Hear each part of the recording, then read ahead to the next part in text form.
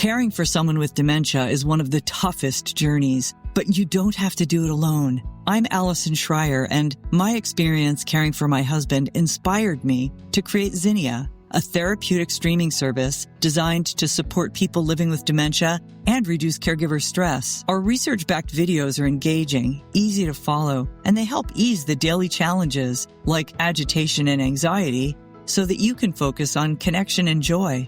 Available by subscription on mobile and TV apps, Zinnia makes every day a little bit easier. Go to zinniatv.com and sign up for a free trial today. Use the code RESOURCE for 15% off an annual Zinnia subscription.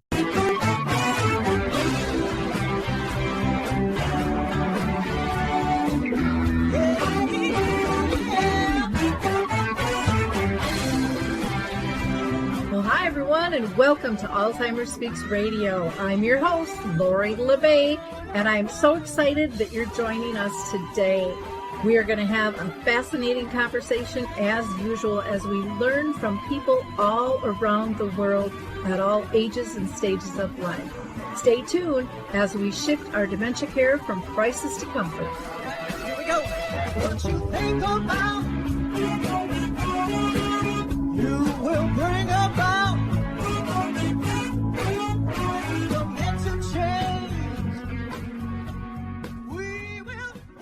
Well, hi, everyone, and welcome to Alzheimer Speaks. Today is open mic, so I never really know who's going to show up. So we'll be pulling the curtain back on that and chatting with whoever is there.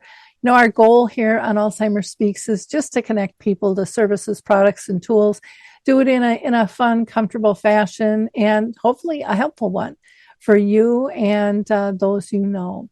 So before I pull that curtain back, I am just going to do a couple of shout outs. One, I want to remind people to please go to alzheimerspeaks.com. We have a ton of free educational resources, and we would love for you to take advantage of those. They come in all different formats, from audio and video and printables, readables.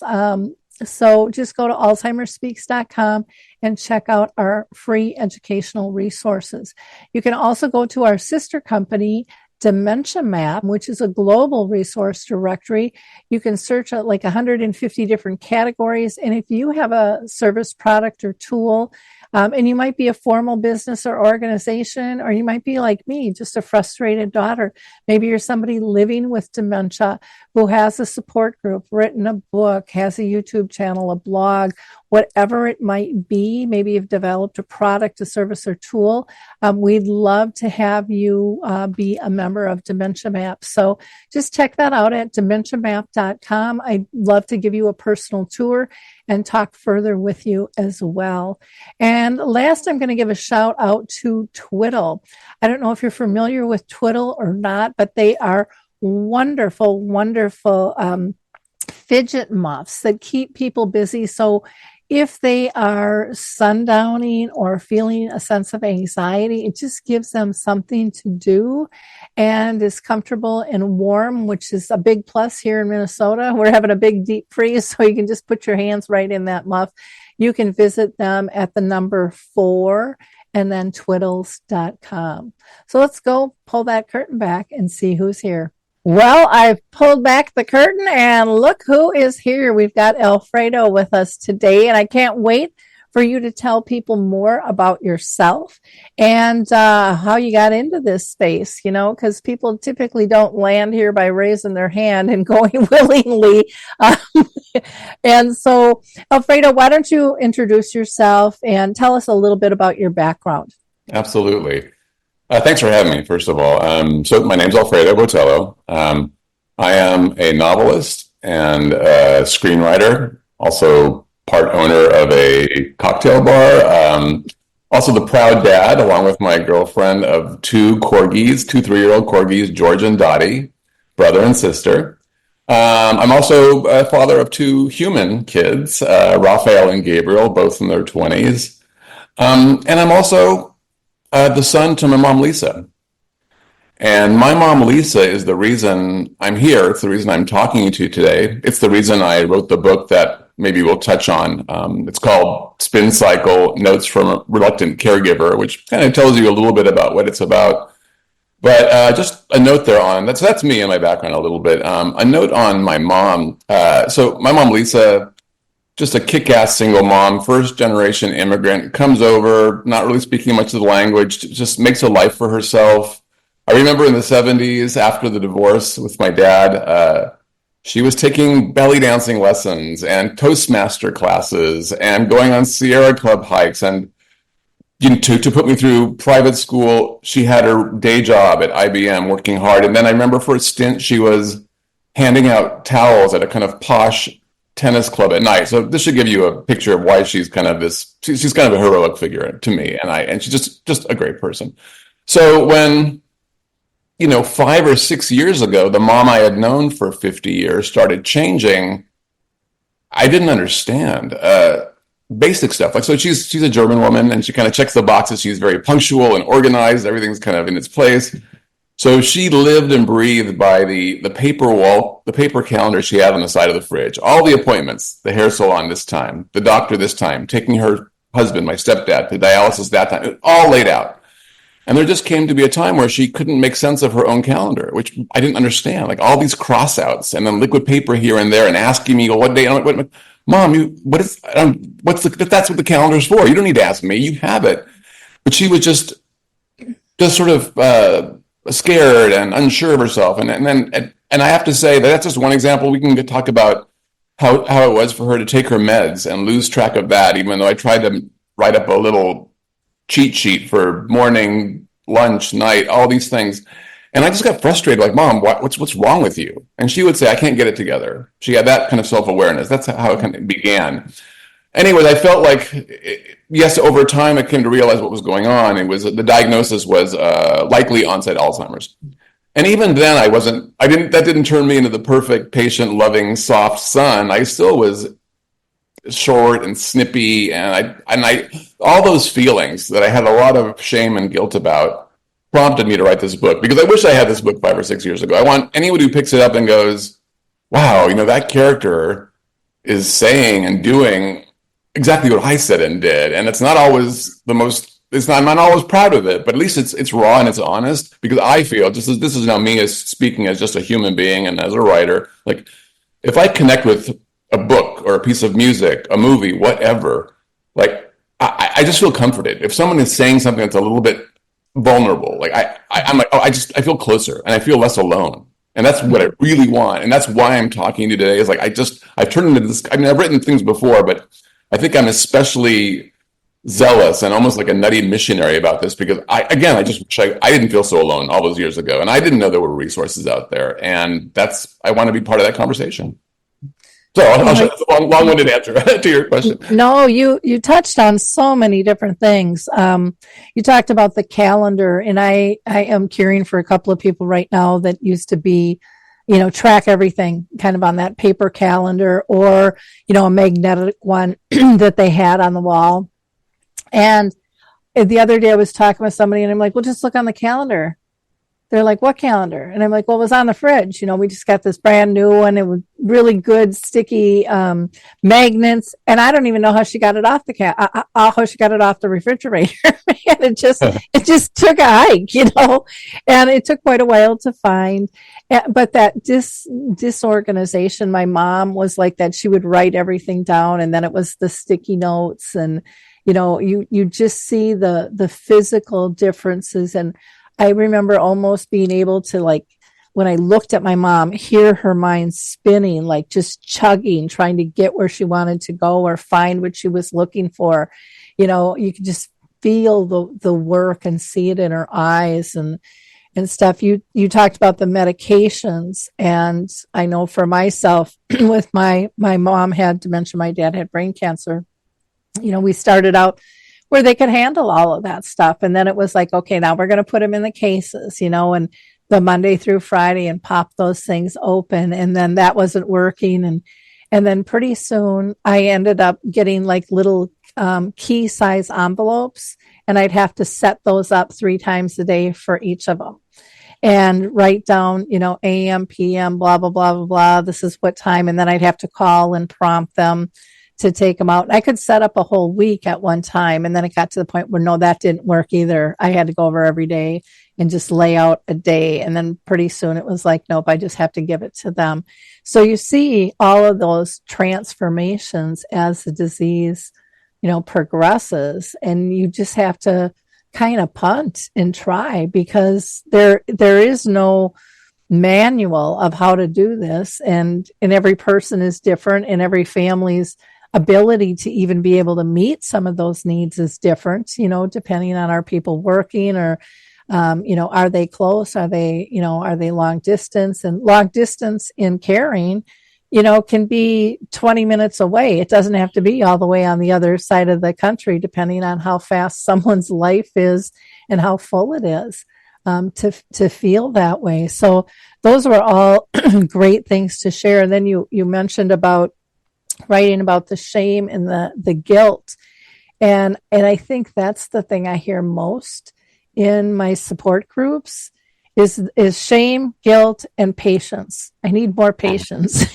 But everyone's kind of relieved when they hear other people's stories, because you can really beat yourself up significantly when you snap, or you just, you lose it. I know I did with my mom, and then I created a tool that got me on track. And then I shared that, just like you've shared your story, because people are looking for those stories of real life situations, and how do you cope? How do you deal? How do you adjust? So I think all that stuff is so powerful. And I wanted to back up to something, Laura, you said a minute ago, talking about the meds, which is because this one was, it really resonates with me, because it was a bit of the same situation, which is I began with what I thought was a simple sheet for breakfast. Oh, yeah.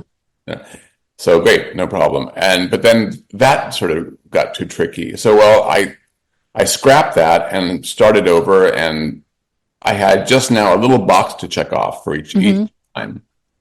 And then that got too complicated. And I guess, and what I want to say a few more things about that, but one of the big lessons for me about that was, so I'm a Virgo, and I think Virgos are kind of, it's the one astrological sign where I feel like I'm skeptical of astrology, but every single Virgo trait I think I have, like super uptight, a little bit on the anal side. That's putting it negatively. I like to say we're very organized, and that you can't spell analytic without anal, and very detail oriented, and we also we like to sort of have things. At least I'd like to have things kind of fixed and solved. So with the med stuff, when I thought I had come up with a sheet, I thought, okay, good, I'm done. I fixed mom.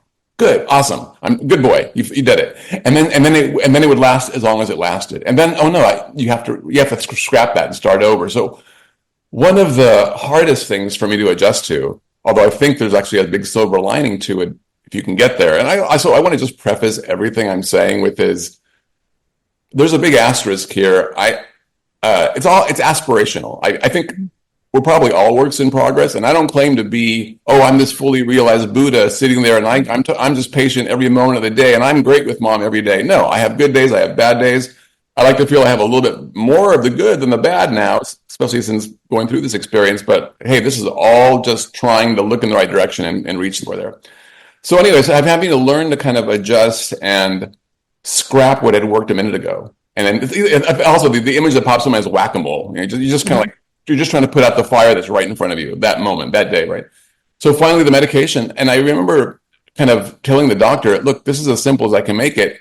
And it was really interesting. He pointed something out. He goes, well, just imagine, Alfredo, how many steps are really actually going on there that you're not thinking about, that you're taking for granted. The step is you look at the sheet, you got to take diltiazem or metoprolol right now. The sheet says so. Okay, so then you go from the sheet to the weekly box, the blue box with the thing. And you open it up, and that's the right pill. So you think, now you got to bring the pill, and you take it to your mouth. Now, though, you have to pick up a pen and remember to check the box off of the thing you just did and get the right box for the right meal. So when you broke it down, suddenly what I thought was one step, well, really it's more like 10 steps if you really look at it carefully. And that was kind of a light bulb moment for me to realize, okay, you're going to have to maybe start trying to think a little bit less out of your lens and a little bit more out of mom's lens. Even if you can't really be there, you can kind of glean some of it just because you're there. So that's kind of what I wanted to say that about when you were talking about how you had to keep adjusting the med situation. It's like just when you think you've solved the problem, you haven't. Things might change. And I think that's a big, big lesson for anyone who's a caregiver. And then, now we can jump into shame and guilt all you like.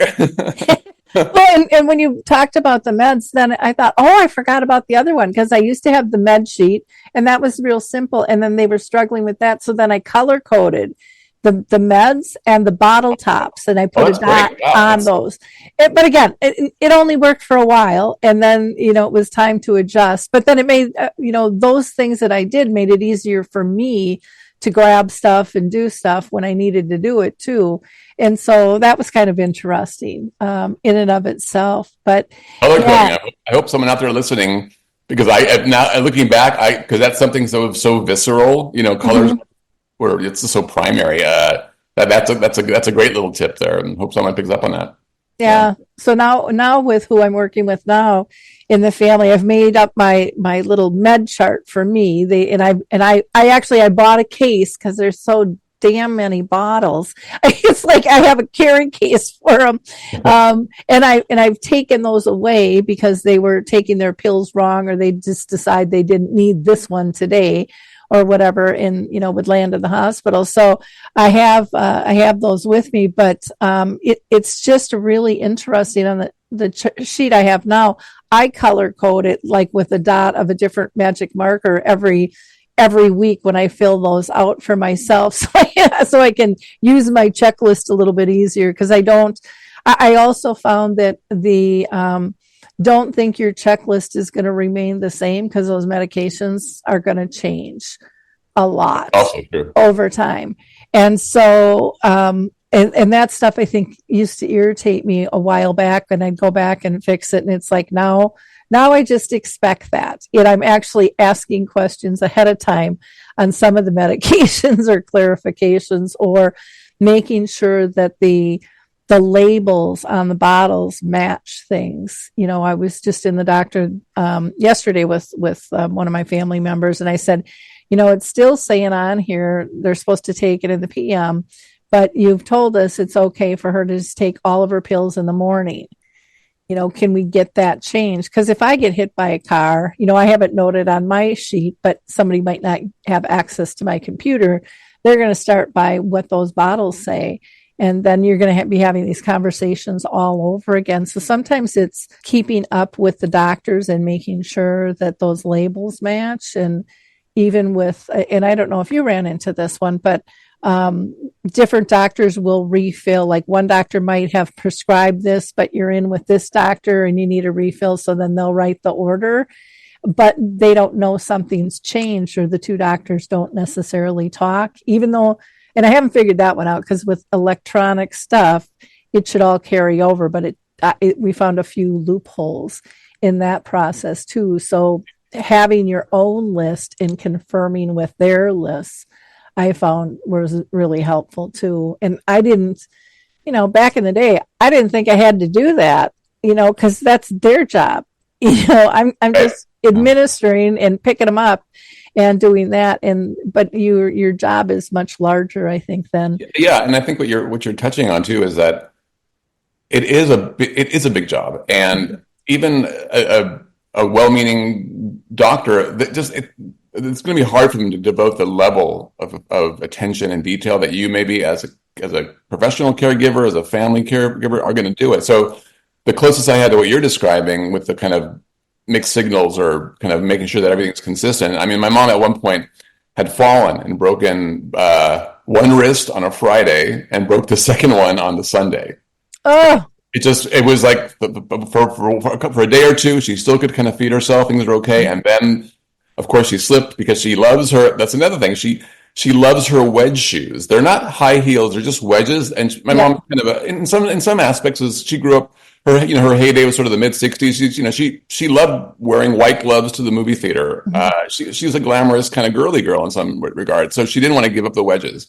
And even though I could see her wobbling a little bit, I'm like, well, she's probably going to be okay, rather than just a flat, practical shoe.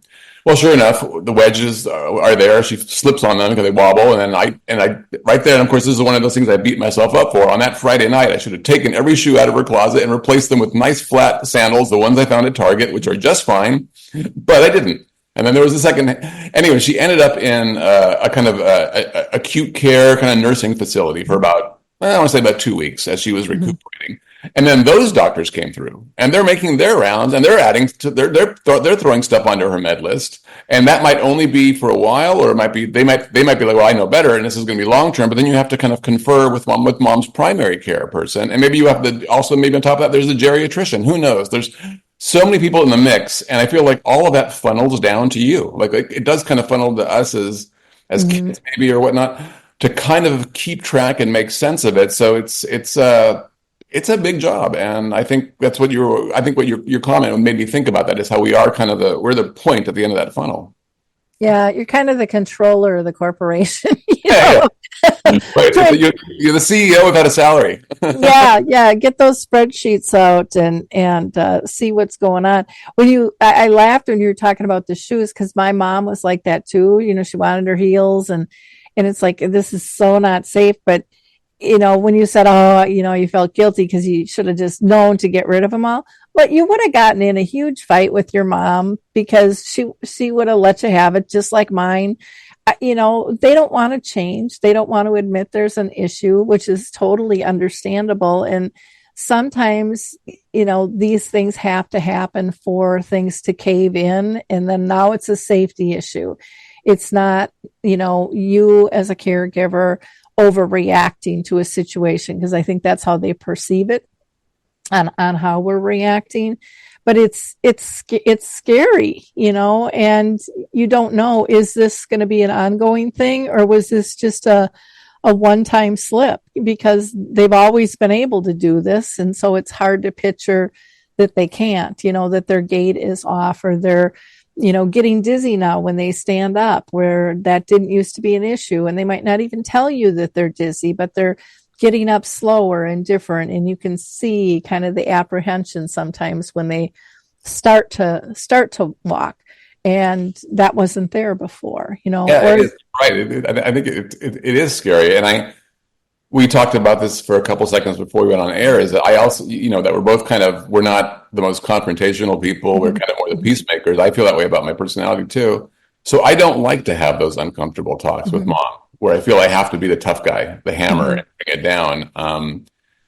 But I had to. I remember, Lori, at one point, so my mom currently is in assisted living. So I went from being her, like after my stepdad died, and there's a whole conversation about what happened there, because in short, my stepdad had kind of all manner of physical ailments kind of falling apart. Kidney failure was the ultimate cause of his death, but he had skin cancer and a couple other things going on. But his mind was always very clear.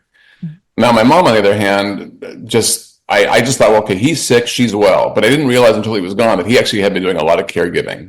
And kind of they were complementing each other. What he couldn't do physically and what she couldn't do cognitively, they were both working together. So my narrative, my understanding of that all changed. But the point I wanted to make there is I remember at some point when I now had to be a little tougher. So after he passed, for the first 6 months or so, I was either living with mom. We're about an hour apart by plane. Living with mom, trying to stay there, help her keep her independence with her condo and all that, or she was living with my girlfriend and I, and up in our place. And then at some point, I became her care manager more when it did become overwhelming. And now she is in an assisted living place, but there were moments there where I felt like I had to be a real jerk, like when she became very, very fixated on the meds. Did I take it? Did I take it? Really worried. I think just basically worried, like, I want to be healthy.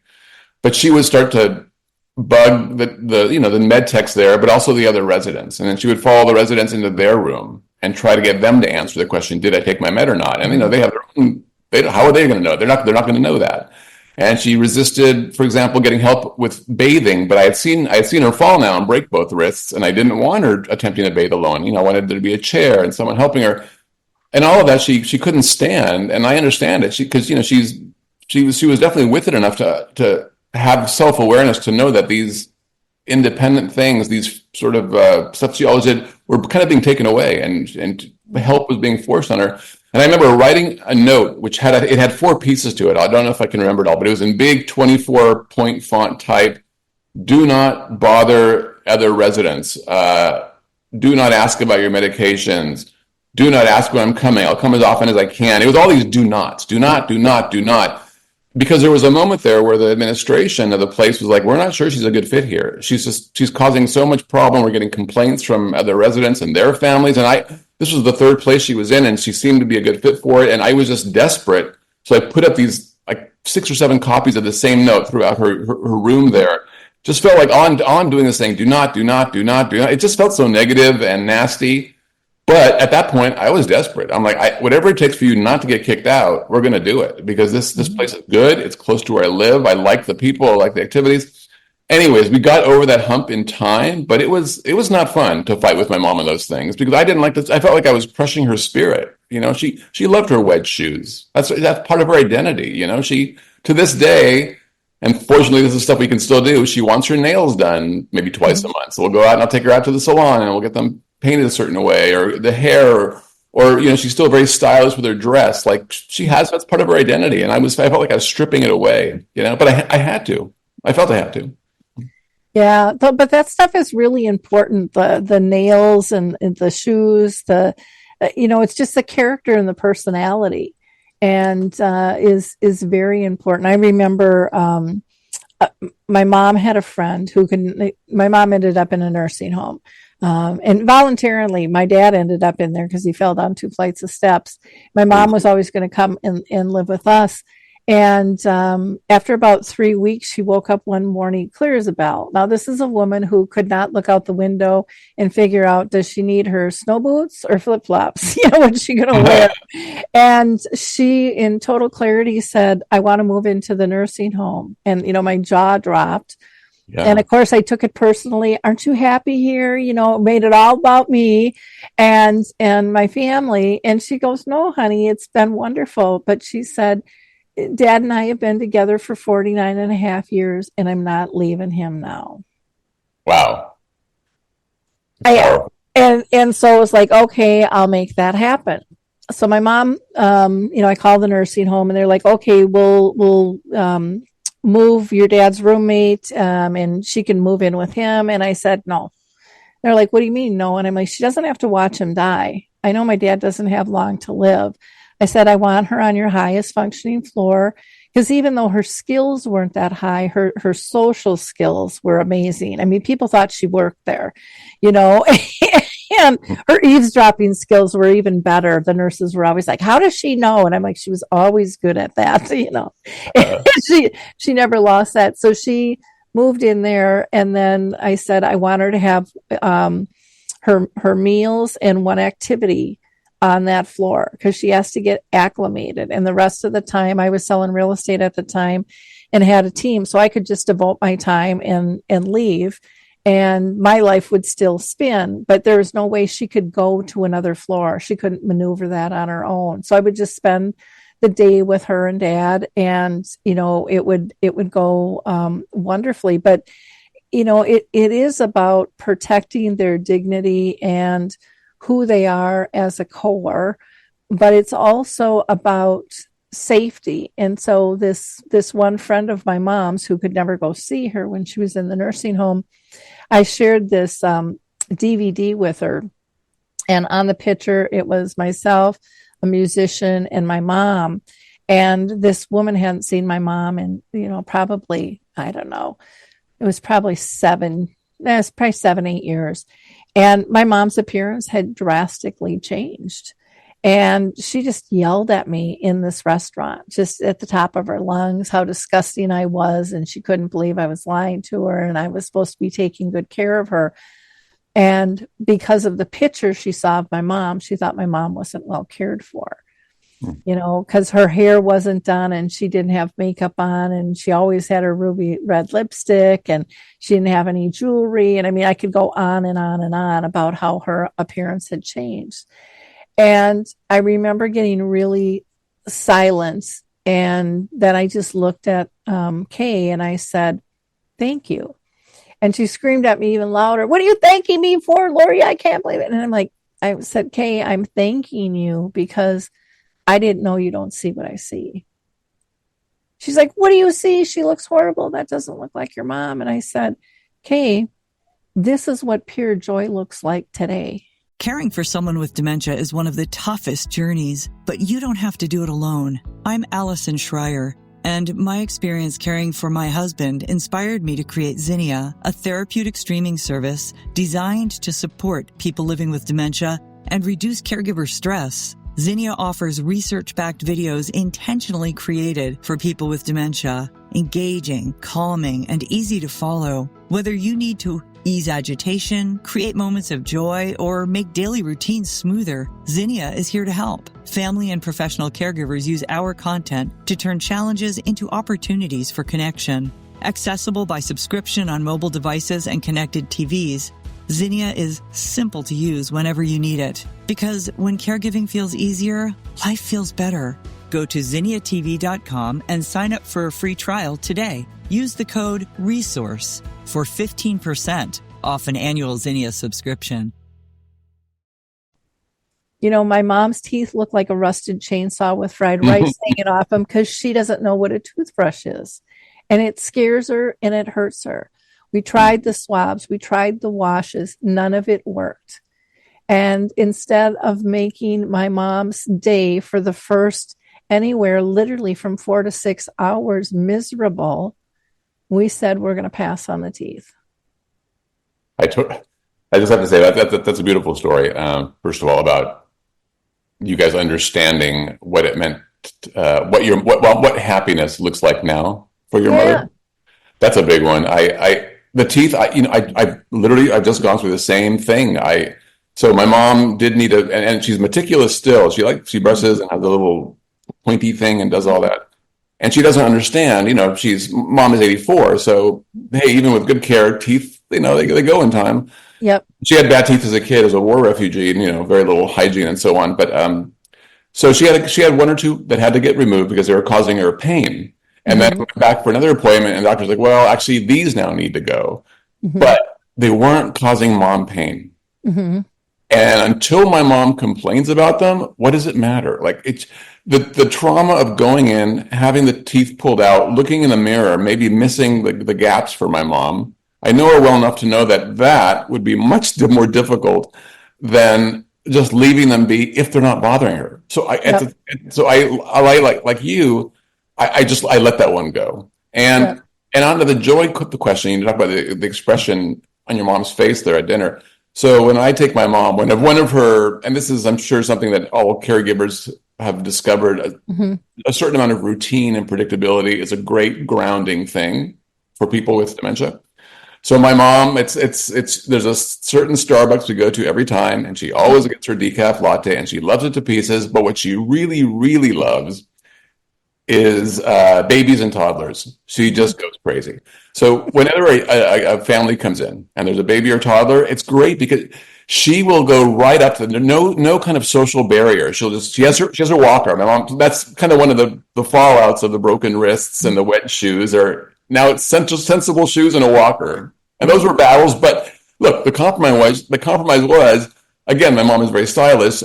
She hates the green tennis balls on the base of the walker. They look tacky. So on Amazon, I found black ones, and they're much cooler, and she loves them, and that's our compromise. So now she's like, well, I've got this walker, but I've got the cool looking tennis ball. So that made that more palatable. So we're at Starbucks, and anytime mom's there, she'll just walk right up there with her walker, and she'll just go, oh, so cute. And she, people might say, oh, your baby's cute, but then they turn away. But my mom, she's now at a place where she doesn't worry about, is it socially acceptable to kind of fuss too much over a baby. She'll just stay there and just keep staring and waving. And it's one thing that's so heartening to me, Lori, is that I've yet to see a parent not pick up that maybe my mom is that my mom is in a different place, and that all she's doing is appreciating their beautiful kid. And they will smile and let her say hi for 2 minutes, if that's what makes my mom happy. I love that strangers these are these moments where I feel like I have faith in humanity, right? That these strangers understand intuitively what's happening.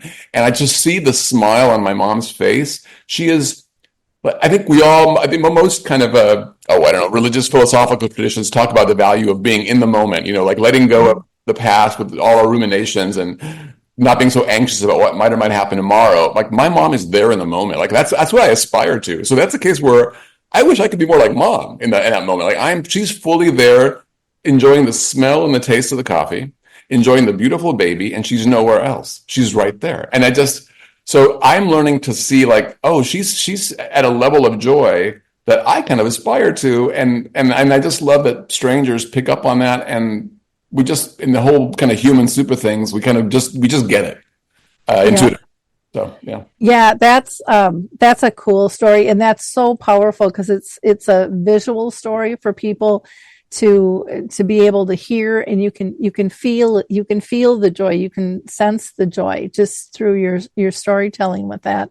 And it's a basic root within us. And my mom too taught me, and I'll never forget, I'm aging myself, but what the heck. When I was still selling real estate, I had my phone, and then I had my pager, and I had all this stuff with me. And my mom, I remember, turned to me one day and she said, "Lori, you can just turn them off. The world is still going to be here after you leave here. After our visit, they'll wait for you." And I'm like, again, it was one of those clarity moments with her, and she taught me really how to play again, how to really be immersed and in the moment at, whatever it is that I'm doing. And I still don't do that near as well as I'd like. And I hope I don't have to get dementia to get there. But that is one of the gifts, is to realize that life is really precious. And as the disease progressed with my mom, what I found was the most precious moments were the smallest. They weren't big, they weren't flashy, they were really tiny, tiny things that I can see now that so many people miss because they're too busy being busy. And yeah, absolutely. And I've had the same experience too, which is that and on the subject of moments of clarity, and they're kind of there's also if we can be there in a way where we're not always feeling kind of rushed and trying to fix some problem with mom or dad. I remember, and it just made me laugh at the time because it was so amazing. So my mom, at some point after the diagnosis, and I didn't even realize this was part of the picture. Like once, you're diagnosed with Alzheimer's, you are immediately reported to the DMV. That's our driver's license agency out here in California. And you're going to get your license pulled because you're not safe. Now, the doctor in this case was like, well, it's kind of borderline. I'll give her the chance to pass the test. If she can pass the written and the driving test, I'll be okay with it. Mm-hmm. Oh my gosh. So we started the cramming and the online test. I was there with mom doing the best I could to kind of like repeat, go over and over and over. And we'd go to parking lots, and I felt like I was teaching my kids again. But I taught my kids how to drive. We're in the bank parking lot on a Sunday, just trying to remember all this stuff. Anyways, it all began with it was just kind of it wasn't even the test yet. It was just a phone call with the hearing officer to just say, yes, we want to go through this process and so on. It wasn't that big of a deal, but my mom was so nervous and afraid of screwing up on this phone call that she just panicked. And I was there, and so was a friend of hers. She had asked her friend to come for moral support. This is when she was still able to live in her condo herself, more or less.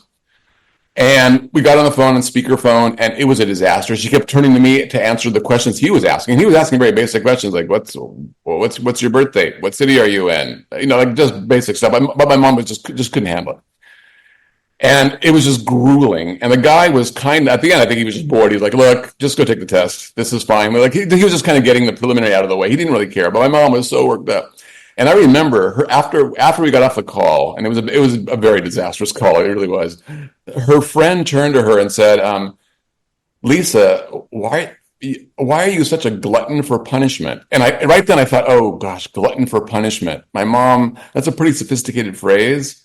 And I was like, I better translate that to what, I was going to try to think of a way to kind of explain that to her in a way that, because, some of her verbal stuff had gone. It seems like the verbal stuff kind of goes first.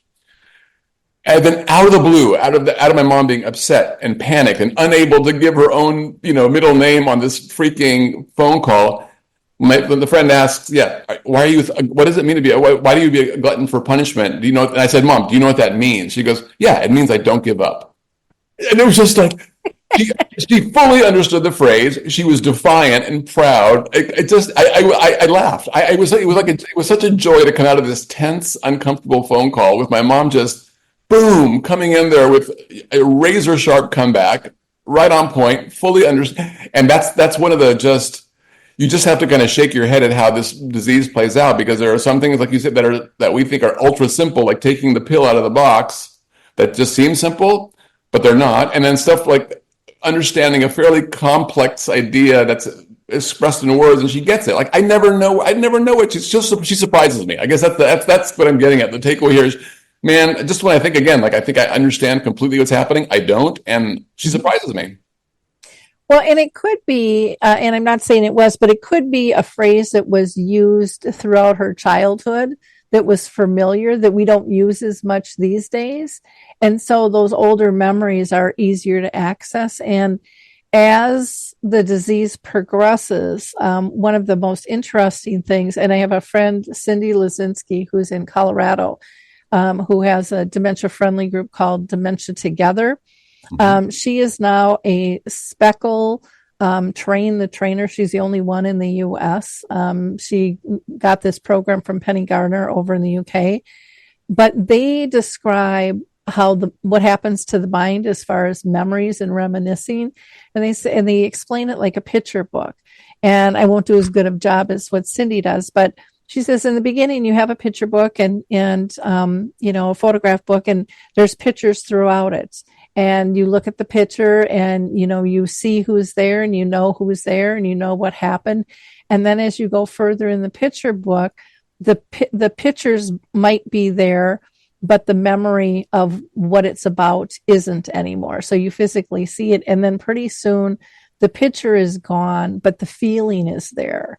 And so then something else can trigger the feeling or make those connections out of the blue. And I look back at that with my mom sometimes, and I'm like, oh, I wonder if that's what was happening. Like when my dad died, and, my mom was pretty far along in the disease, and a lot of their friends hadn't seen them for a while. And at the funeral, my mom is just consoling everybody. How are you doing? So glad you're here. Yes, he was a wonderful man, blah, blah, blah, blah, blah. And people are like, I thought your mom had dementia. What's going on? And I'm like, my mom is stepping into her old role. This is who she's always been at her core, to take care of everyone else. She doesn't realize the guy in the casket was her husband of almost 50 years. Wow.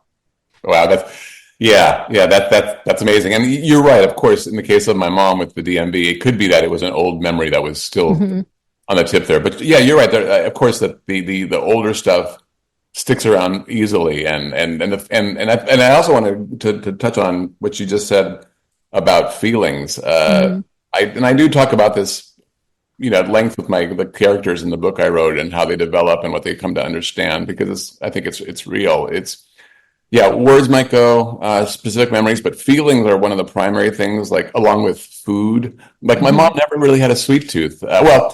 Just a little story on that. So when she was a teenager, she worked at an ice cream shop, and she put on a few pounds and she felt a little chubby. I've seen pictures back then. She looked fine. I mean, I'm just saying, but it stuck in her head. And so as a grown woman, she rarely indulged in treats. And I don't even think she had that much of a sweet tooth. She really didn't, that I could tell. But I know now recently, the last couple of years, she loves her treats. Like we go and get the little gold foil wrap chocolate balls. She loves those. She loves Hershey's Kisses.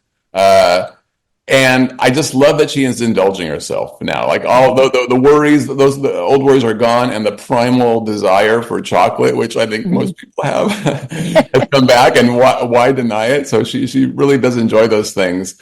And on the feeling front, I remember one day And I don't know if you've had similar experience. So you mentioned the nails and those Mhm. kind of things that kind of maintain their personality, their dignity. It is really important. There's one day though where I genuinely had only so much time to spend with her.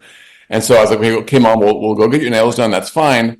But when we were there, I didn't realize I didn't sign up for just a little trim and color. It was the full, take it all off, put it under the heat, like a good hour plus. So by the time she was done, I was so irritated. I'm like, Mom, I thought we were just going to get them clipped or something.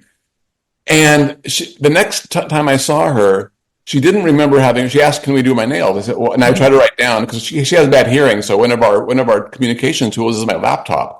I just type out things and flip my computer around because I don't like to yell, and because I feel like when I'm yelling, I sound angry, and I don't want to be. And people around me, I feel like, well, they're going to think I'm yelling at my mom, and isn't that awful? So, anyways, it's just a better way to communicate. So I wrote, "Hey, I took you last week," and she just had no clue what I was talking about the nails. But then she did. Next time we did go, I don't know, a couple weeks passed, and maybe it was the toenails. Who knows? But the one thing she said, they go, "Ooh, I remember last time we were here, you were pissed." Talking about me. So she didn't remember going to the appointment, but she remembered that I was irritated with her. And she remembered I was pissed. It's not a big deal. We're human beings. We do that. But this kind of bleeds a little bit into the shame, guilt stuff a bit, is that I wasn't very patient, and I wasn't a bit of a rush, but I have to remember that where she may not remember the little facts and details of the thing, the feeling of the thing is super important. So if I'm going there for that hour visit or however long I'm going to be there when I see her, I mean, I really do try as best I can. I don't always succeed, but put whatever, if I'm having a bad day or whatever, leave that at the door, because my mom will pick up on that if nothing else. And she'll remember it longer than she'll remember the facts or what we actually did. So it is, again, it's like the primary stuff is there, the chocolate, the feelings, and so on. So I try to remember that. And again, not always perfect, but that's one thing I've learned. Yeah, and that's huge. I think it's for all of us, and we don't realize how in tune those things are in us. I always, with your mom now eating chocolate, I say it's, the ego has left the building. They're not worried about what anybody says or thinks about. And I'm thinking, man, what freedom. How nice would that be to live your day every day, not worrying about, is someone looking over my shoulder or what are they thinking? And, as I've gotten older, I'm 65 now. I embrace that much more than when I was younger. Even if I didn't state it to anybody, in my mind, I was kind of like, what are they thinking? Or sometimes I think I even was looking for their reaction. Instead of just moving forward, Yeah, I have to share this phrase with you. I think it's so on point. It struck me. This is when my friend's mom said it when he was getting remarried. And just out of the blue, she goes, and at the time she was probably in her late 60s, early 70s, I want to say. She just says to me, in your 20s, you think everyone is staring at you. In your 40s, you stop caring. In your 60s, you realize they were never staring in the first place. I just thought, wow. I've never forgotten that. It's been years since I heard it, but I just thought she nailed it. And what you're describing with happily with yourself to some degree, certainly with my mom, like I don't care. I'll eat as much chocolate as I want, and I'll walk up to whatever baby I feel like it. And if the world doesn't like it, it's their problem. And I wish I had more of that. It's like again, it's one of the things like it's not just us. We don't have dementia, so we're smarter. We know better. We can try to fix or teach them. No, we try, sure. But if you're really attuned to it, if you really open up and watch, you might actually pick something up. So I'm trying to learn some of that myself. Well, and there are so many beautiful, beautiful lessons in this disease, although I wouldn't, wish it on my worst enemy. If you open yourself up to being accepting of not being able to control and take life's detours with grace. I think with my mom, so many times I would not have learned or been exposed to different things if it wasn't for her, that have been really, truly gifts for me, or new opportunities or things that I could share with other people or whatever it might be. It's kind of like, how many times have you gone on a trip and the road is closed and you're like, I'm going to be late, blah, blah, blah, because you have it all timed out on when you're going to arrive and how you're going to get there and what the drive's going to be like. And then all of a sudden it's like, oh, I didn't know this little store was here, or this is a cool little park, or this is, what a gorgeous view, or all these little things that you close yourself off to by not being open to change. And, when you can kind of roll with the punches and not get in that fix it mode. And that's what I was in initially. I'm going to fix this. I'm going to make it better. And it's like, no, that's way too controlling. You can support it, go in supporting, them and their dignity and quality of life. I think that leads you on a better path for both of you than trying to fix it, reconstruct it, make it go away, because it's not budging, Right. Yeah, I think you're absolutely right. And I think that you also touched on the fact that it makes art. It's not just, I think it's good for them, but also it's good for us. It's a form of sort of enlightened self-interest, if you want to call it that, where, if you do roll with it, if you can be open to the changes and things not sort of being fixed, I think you'll both be happy. You and the person you're caring for. And it's all, to me, it all kind of boils down to the umbrella I would put over all is compassion. But to get there, I think one of the biggest things is, are you familiar with a woman named Judy Cornish, the Dawn Network? Yeah. Mm-hmm. Okay, so just a quick shout out to her. Again, for my book, Spin Cycle, Notes from a Reluctant Caregiver. I reached out to her early on while I was still in draft form. And she was fabulous. We had a couple of Zooms together, and she read early drafts, and she's an expert in the field too.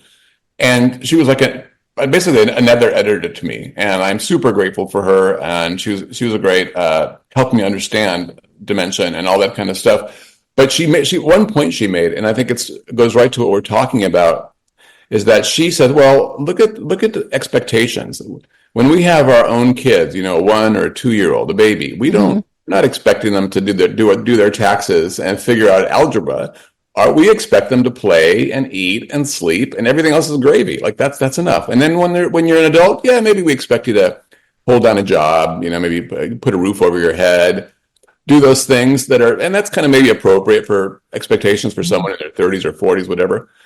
But she was pointing out, though, that we then, with our elders, especially with dementia, we don't really drop our expectations. We still expect them to be sharp and on top of it and all that. And that's not really appropriate. It's not fair. It's like, it's not appropriate. It's sort of, our expectations need to shift. And she kind of boiled it down magnificently. She just was sort of saying, they're not things, they're not broken. They're not broken adults. They're different adults. And that just was such a light bulb moment for me again, because I think I had been treating my mom like she was kind of broken. Like when she said, "I can't get it together," and I was trying to make the calendar work or trying to get the meds to work or trying to write down tips. I wrote down, 10 tips for fighting anxiety, taking walks and doing this. And, when you're feeling anxious, it's very hard to look at anything like that and take the advice. The advice is great when you're calm, but when you're anyway, so all those things, I was basically trying to fix the problem, and rather than sort of say, well, take it on its terms and support it, of course, make sure safety's there, try to maintain the dignity, the happiness, but don't put the same expectations. And that's a big thing. When you let go of that, I think it's so freeing on all parts I think that's what you kind of a little bit what you were talking about there, is the freedom that comes from not caring so much. Yeah. Well, and, I think of when I was younger and people would say, "Well, when are you going to get married? When are you going to have kids? When are you winning?" And I would just get furious with that. And that's probably how they feel with the pressure we put on them of, why can't you do this? Or when are you going to do it this way? Or blah, blah, blah, blah, blah. And you want to be able to live your life in your own realm with the skill set that you have. And, you just want a happy, peaceful life at all ages. And I think we've all felt the pressure of someone else's expectations on us, or watchful eye, if we admit it or not, or, feeling ostracized and like we don't fit in. And that's a horrible feeling, at all ages. So it really is, life is, what do they say? What the heck is that saying? Life is kind of like a petri dish. It's you don't know what's going to fall into it and what's going to grow from it or what's going to die. But it depends on how we're going to feed it, and how we're going to observe it and treat it. And we can't fix this, but we can make it much better. We can't make it go away.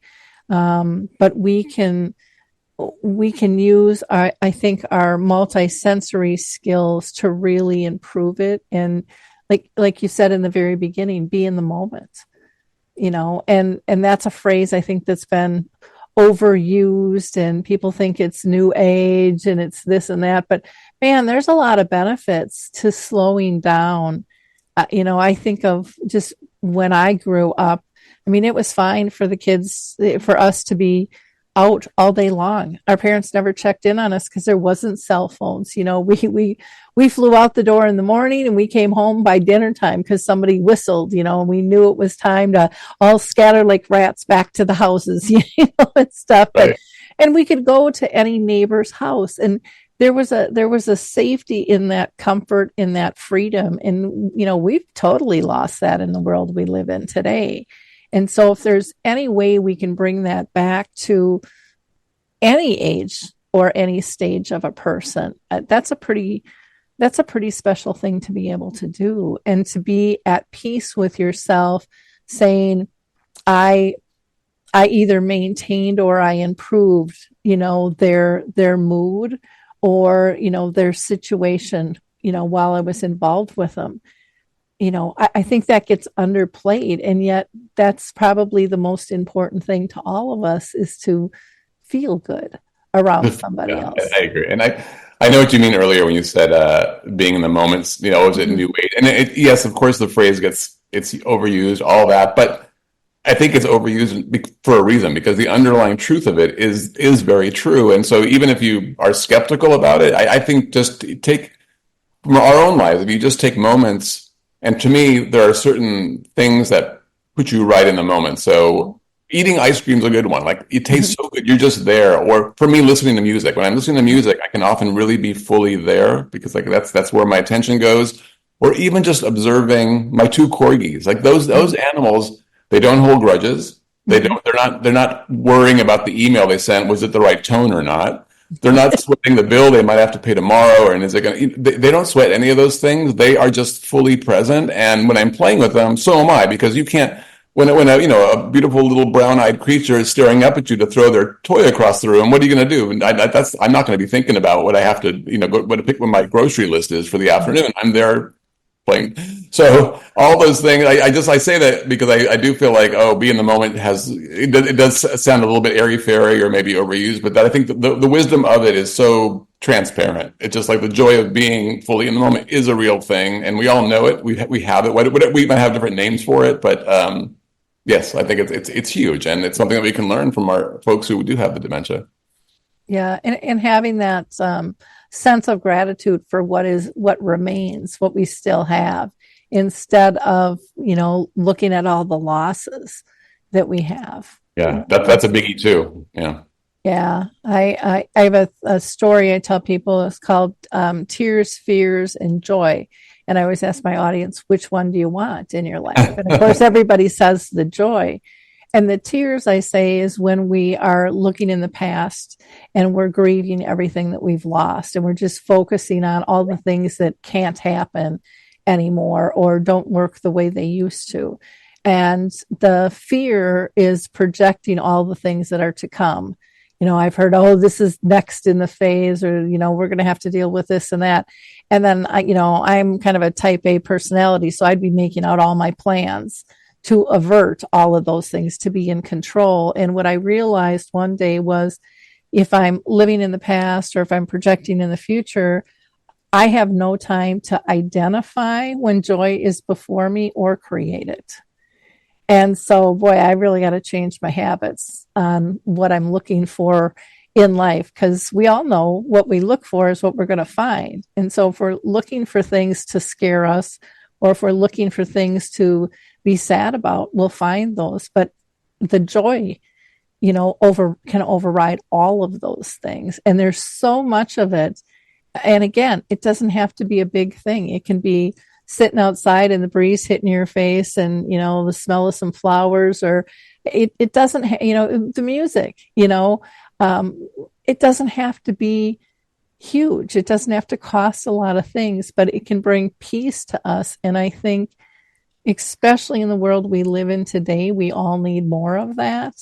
And so if we can be guided by dementia and learn some new kind of tricks of the trade, maybe in a hard way, one that we wouldn't choose to do, but take those lessons and apply them, because what's good for dementia to me is good for all of life. I haven't learned one thing in this thing that I can't apply in other areas of my life. I don't know if you feel that way too or not. Yeah, of course I do. I do feel that way, and again, I struggle, because I'm a Type A organized person too, so I have to learn to kind of loosen up a little bit. But yeah, and I agree, it's the little things, because, and this is beyond questions of dementia. It's more like life. It's like, a New Year's Eve or a birthday party or some officially quote unquote big celebration. You might have a good time, but there's so much expectation put on those kinds of things, like the old family reunion. We're going to have a wonderful lunch together. Well, then people start fighting, or they're bored, or they don't agree on the food, whatever the problem is. So I think when you have almost no expectations, when, like the breeze hits you and you just enjoy that, or seeing the kid at Starbucks you didn't plan on seeing, it's like those, because there's no expectation around them, they're just extra gravy. And the trick, I think, the challenge is to recognize that we have this extra gravy. Like that's a special gift. That's not just a random. It can be a random thing. You can just see it as well. Are they going to get in line before me? Like, well, they quit her kid. Is she going to beat me to the front line? Oh, damn. Like, that's one attitude. The other attitude is like, oh wow, that's a really cute kid. My mom loves it. What do I care? If it takes me 5 more minutes to get the latte, if I can squeeze some joy into the experience, so much the better.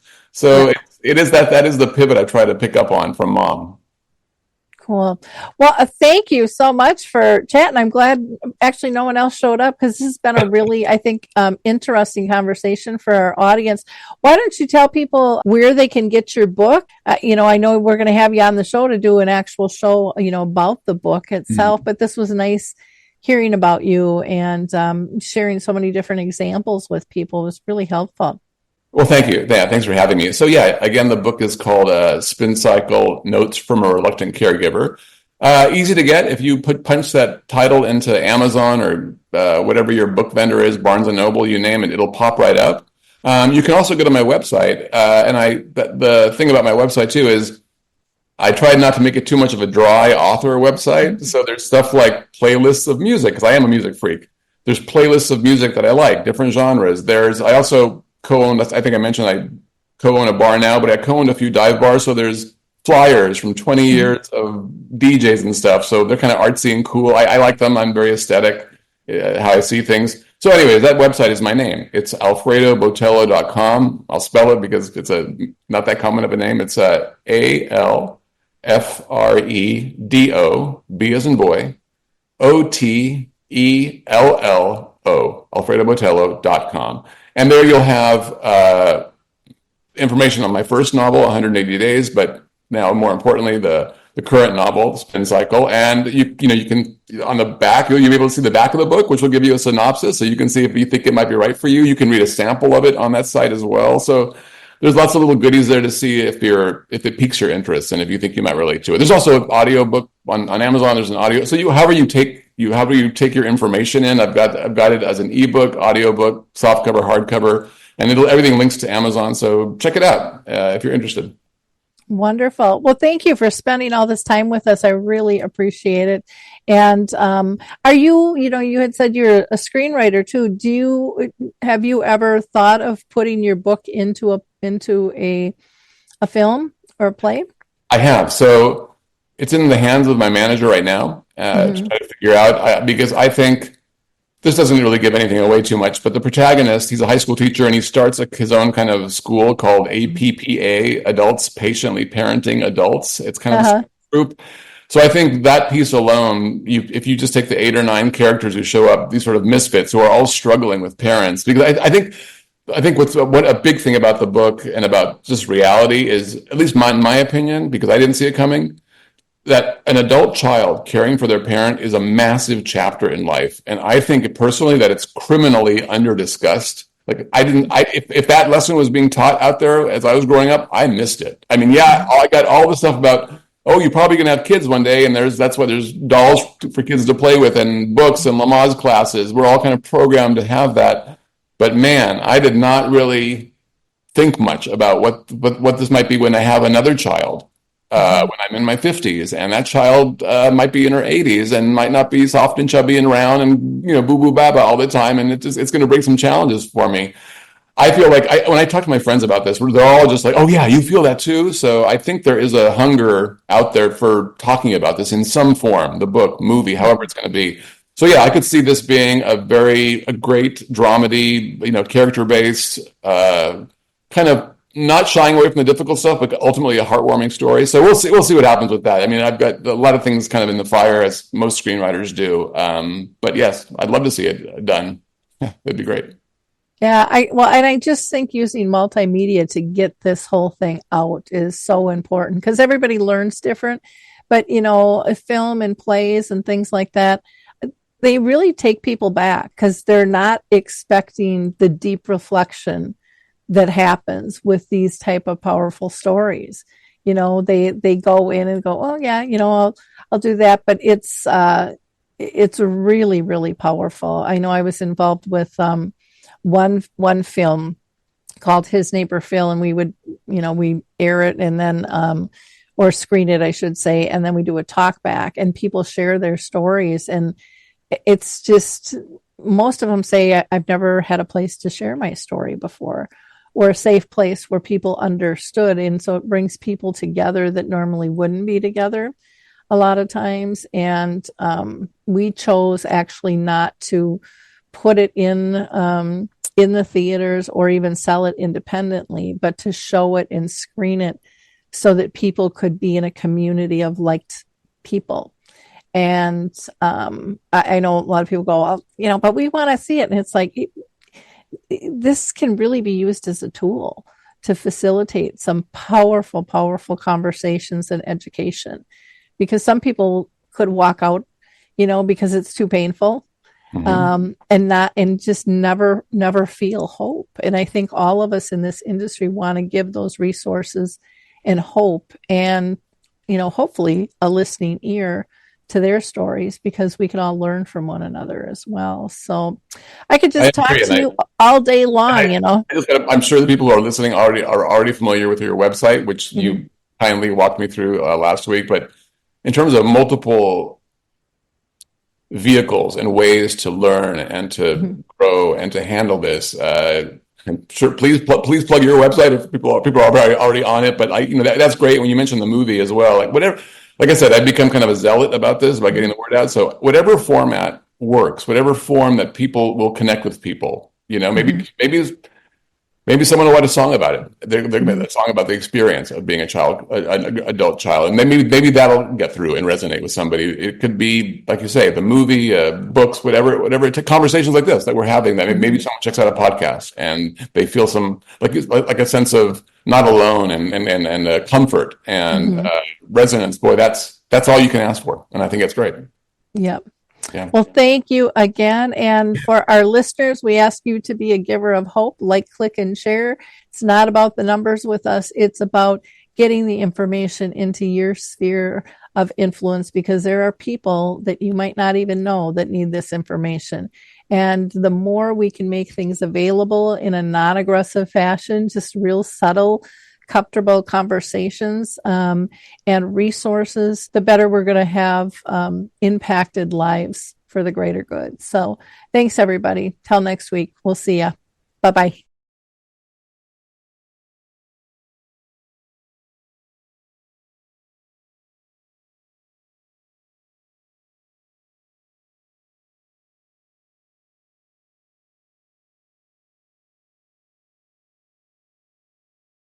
Attention seniors, are you looking for a community that offers incredible benefits and stands up for your values? Look no further than AMAC. With an AMAC membership, you'll enjoy exclusive discounts on insurance, travel, dining, and shopping. Stay informed with 6 issues a year of our award-winning AMAC magazine, delivering trusted news and valuable insights. But that's not all. AMAC is committed to defending America's future by directly bringing the voices of our more than 2 million members to our elected officials. Join a community that cares about your needs and your values. For a limited time, we're offering a 1-year membership for only $1. Yes, just $1 for a year of incredible benefits and advocacy. Don't wait. Take advantage of this special offer and join AMAC today. Visit amac.us/join now. That's amac.us/join now.